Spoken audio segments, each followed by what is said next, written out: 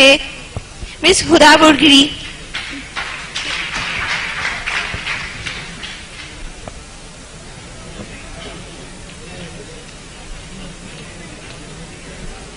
عزت نفس کسی شخص کی محفوظ نہیں، اب تو اپنے ہی نگہبانوں سے ڈر لگتا ہے. ڈنکے کی چوٹ پہ ظالم کو برا کہتی ہوں، مجھے سولی سے نہ زندانوں سے ڈر لگتا ہے.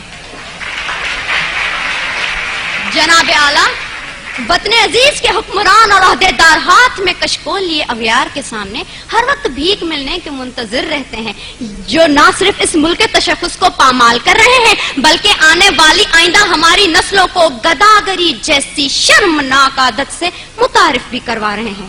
تاریخ میں ایسی کئی قوموں کے قصے رقم ہیں جن قوموں نے مسلط کے نام پہ اپنے سروں کو جھکا کر دستے سوال بلند کیا اور بعد میں جن کا انجام بازار میں بکنے والے سفید جسموں کی مانند کمتر اور حقیر بن کے ابھرا. ایسا ہی کچھ حال وطن عزیز کا بھی ہے. جناب اعلیٰ، پاکستان پچھلے 10 سالوں میں امریکہ سے $18 بلین کی رقم موصول کر چکا ہے. امداد پہ امداد لینے کی یہ وجہ جب ان حکمرانوں سے پوچھی جاتی ہے تو جواب یہ ملتا ہے پاکستان ایک غریب ملک ہے، بھوک اور افلاس انتہا پہ ہے، لہٰذا امداد لینے کے سوا کوئی چارہ نہیں ہے. تو جناب اعلیٰ، میں نے سوچا ذرا ان کلمات پہ اعتبار کرتے ہوئے اپنے گھر سے باہر نکل کر دیکھوں کہ امداد کے نام پہ ملنے والی اس بھیک نے میرے ملک کی عوام کے حالات زندگی کہاں تک بدلے ہیں. تو جناب اعلیٰ، بہت افسوس ہوا.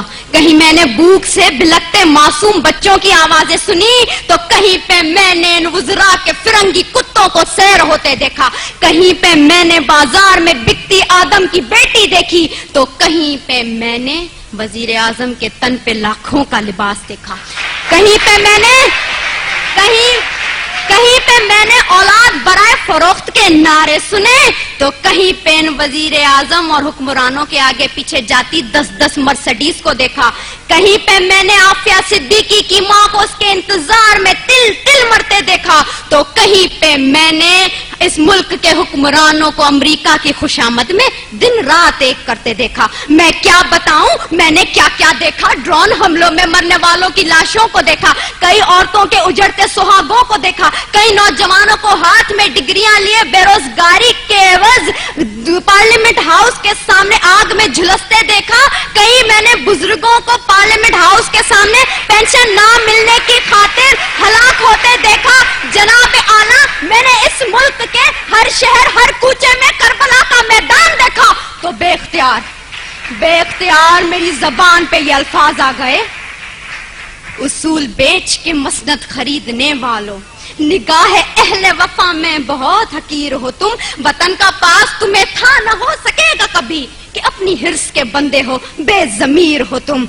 جناب اعلیٰ، چند روپوں کے عوض اس ملک کی عزت و توقیر کو گروی رکھنے والے ان حکمرانوں نے ہم سے ایک غیرت مند قوم کہلوانے کا حق چھین لیا ہے. آج پاکستان اسی غلامی کی زنجیر سے بندھنے جا رہا ہے جس سے آزاد کروانے کے لیے کئی مسلمانوں نے اپنے لہو سے مقتل گاہوں کو سجایا تھا، کئی آدم کی بیٹیوں نے اپنی عصمتوں کو سر بازار نیلام کروایا تھا، کئی شہیدوں نے جس گلستان کو سجانے کے لیے اپنا لہو بنایا تھا. کیا یہ ہے وہ پاکستان؟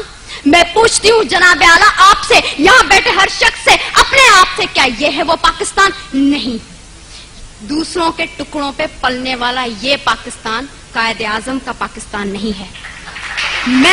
میں سلام کرتی ہوں ان تمام قربانیوں کو جو اس ملک کو بنانے کے لیے لوگوں نے دی، مسلمانوں نے دی، لیکن دیپ جن کے چند خواہشوں میں چلیں، دیپ جن کے صرف محلاتوں میں جلیں، چند لوگوں کی خواہشات کو لے کے چلیں جو کہ مسلطوں کے سایوں میں پلیں، ایسے دستور کو، صبح بے نور کو میں نہیں مانتا، میں نہیں جانتا. میں بھی خائف ہوں تختہ دار سے، میں بھی منصور ہوں کہہ دو یہ اغیار سے. کیوں ڈراتے ہو زندہ کی دیوار سے، ظلم کی رات کو، جہل کی بات کو؟ میں نہیں مانتا، میں نہیں جانتا، میں نہیں مانتا، میں نہیں جانتا.